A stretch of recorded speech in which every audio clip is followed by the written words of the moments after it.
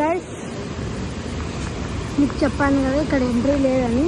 ఇక్కడ ఎంట్రీ లేదు ఎందుకంటే వాటర్ చాలా హెవీగా పడుతున్నాయి, అందుకే ఎంట్రీ లేదు.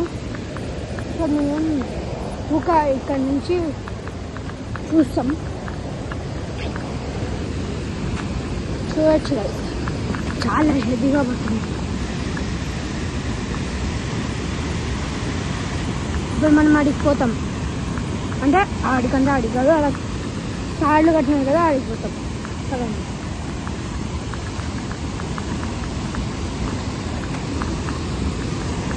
ఒకవేళ మనం ఆడికి పోతే మన మీద చల్లకి తుప్పట్లు పడతాయి.